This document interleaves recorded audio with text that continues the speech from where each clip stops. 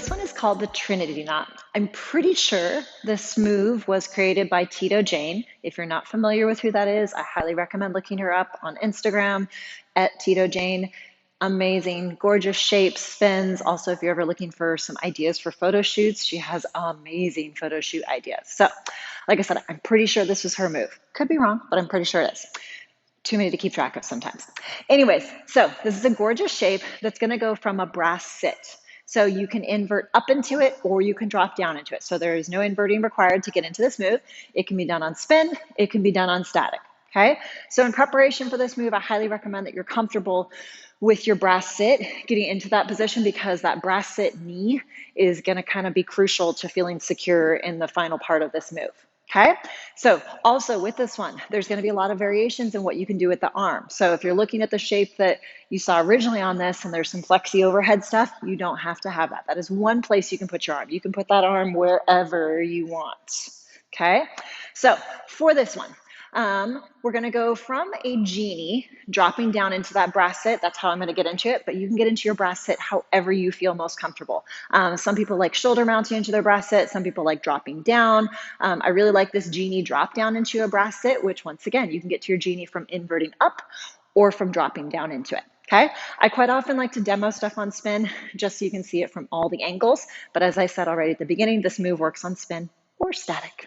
Okay, so I'm going to go invert outside leg hang, pulling it into my Genie, but I will also demo how to drop down into your Genie if that is unfamiliar for you. Okay, so let's just break it down. Outside leg hang, pulling it into my Genie. Okay, from my Genie, one hand is between my legs. The other hand, I'm going to also drop it between my legs and drop my head down so my shoulder is as close to or touching my bottom knee.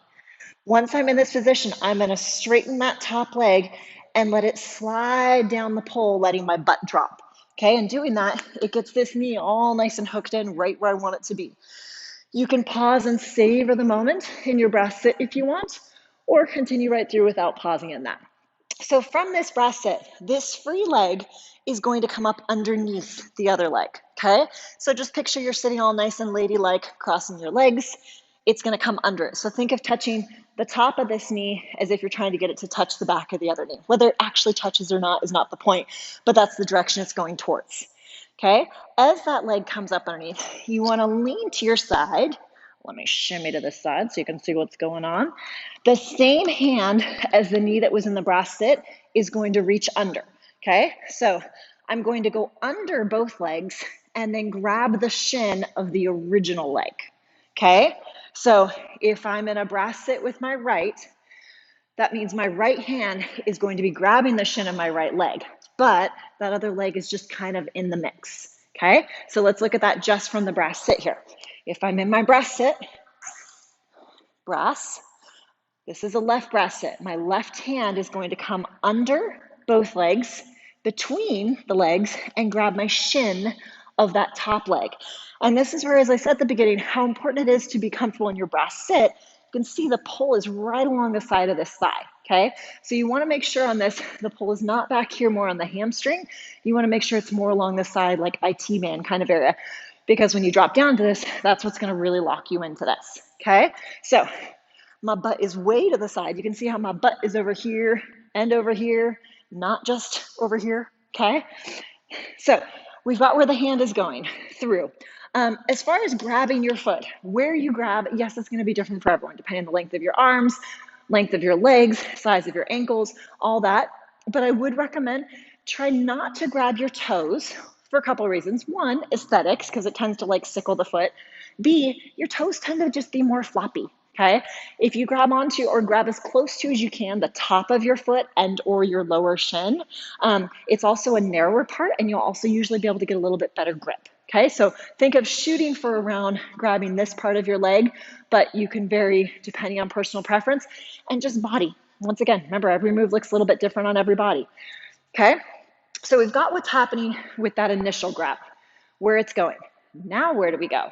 Okay, so as we get there, we still have one hand on the pole. Okay, also on this, just a little tidbit, if you're having trouble grabbing on that, keep in mind, if you're staying very vertical with your torso, you're gonna have a hard time reaching this hand under, okay? So do make sure When you're trying to grab, really think, slide your hands down and lean, drop your head down.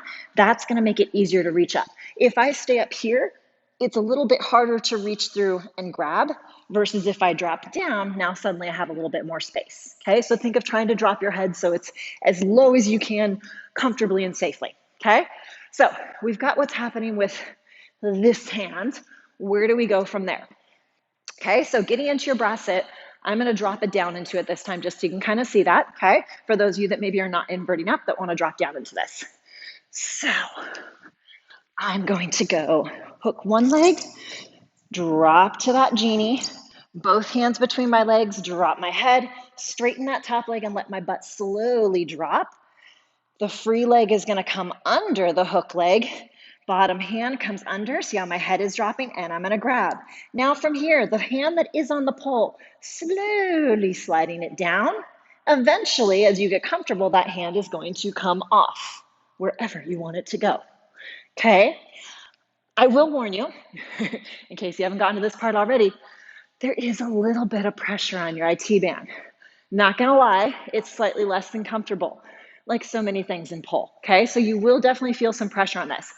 That being said, I feel like the worst of the pressure is in that moment when we're in between, when you're just about to let go of that hand and you're thinking about dropping down. That's when most of the weight is on this part of your leg, okay? Depending on how tight your IT bands are, depending on how sensitive that area is, it might be a little intense.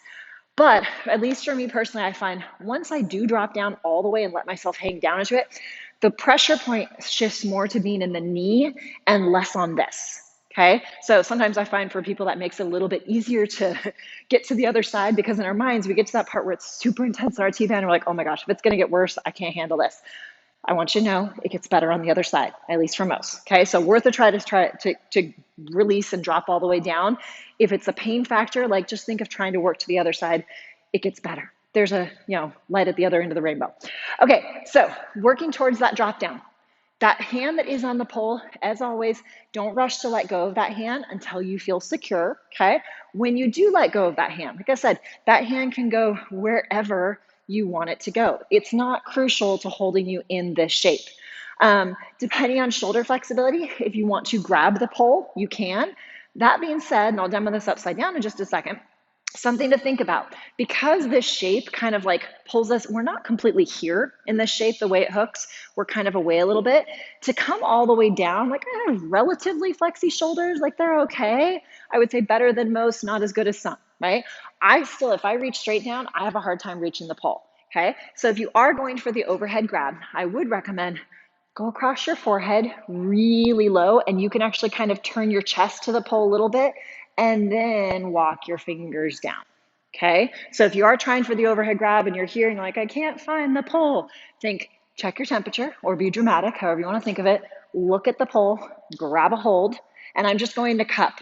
Basically, I'm just trying to like hook my fingers and then I can, finger walk them down lower, okay? So let's look at how that looks now with that in mind. Now you kind of know what I'm doing with my hand. Now you can kind of see where that's going. Also, little tidbit. If you are inverting up, I'm sure, or maybe you've already noticed this. If I'm inverting up, I don't lose as much elevation. If I'm dropping down, this move in general loses a lot of elevation. So just keep that in mind. If you are dropping down into this move, you're probably going to want to take it one climb up than you think you want to, especially if you're going for that overhead grab. Okay, if I go only 2 climbs up, I barely have enough room over my head for that overhead grab. Okay, so just something to keep in mind. If you are dropping down into this move without inverting up into it, give yourself a little bit of room. I find even if I just invert from the ground, I'm really low at this one. So ideally for me, so I have options on this move, I prefer to take it maybe a climb up and then invert, but of course then that gets into like an aerial invert, okay? And like I said, that's just so I can get that hand overhead. Once again, do you find the shapes that you like best. Okay, so let's go through this again one last time, looking at where that hand is, okay? So taking it up, let's see, where do I want to go? Trying to decide which side I want to do. So dropping into that genie, dropping my head, okay? Slowly straightening that top leg, dropping my butt. That free leg comes under, crossing my knees. Head is dropping to the side so I can reach under both legs, come out between them, grab that shin. Slide that top hand down. If you feel comfortable, release here, right across my forehead. Pull and then you can open. And you're here. Okay, when you're ready to come out, sit back up and grab your back into your brass sit, continuing on your merry way to wherever you want to go from there. Okay, so this is the Trinity Knot. Try it on spin, try it on static. Makes a great shape for an upcoming photo shoot. Like I said, it's a great one that different angles look good on it. Some moves look better on spin because you can see all the angles. There are some moves that look better on static because one side is more flatter than the other. I feel like this one has a wide array of shapes and vantage points. So play around with this one, try it on both sides. If you need a little bit more in-depth on working on your brass sit, check out, there's some other tutorials for that if you need to dive a little bit deeper and get more comfortable with that. But you definitely want to feel comfortable and secure in your brass sit before you work on dropping down to this next part.